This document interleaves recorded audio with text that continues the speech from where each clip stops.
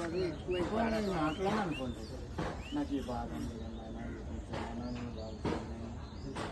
అని చెప్పండి అండి. చెప్పలా తప్పేముందండి, తెలియదండి.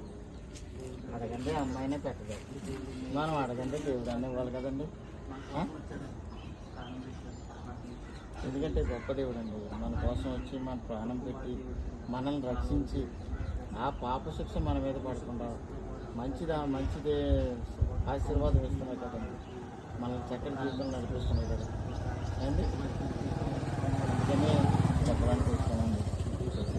మీకు బాధ కలిగినప్పుడు మీరు ప్రార్థన చేసుకుంటాను అండి. ప్రార్థన చేసుకుంటే ఆ దేవుడే మిమ్మల్ని నడిపిస్తాడు. ఏసయ్య మాకు ఈ కష్టం నుంచి విడిపించండి ఆయన అంటే చాలండి, దేవుడు మిమ్మల్ని విడిపిస్తాడండి అండి. మీరు మనసులో ప్రార్థన చేసుకుంటే నాన్నగారమ్మా, మీరు అడగండి. మావయ్య గారు అదమ్మా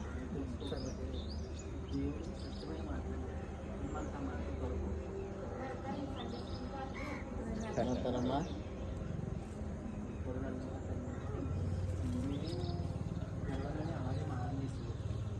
యేసుప్రభు వారిని తిట్టేవాడు.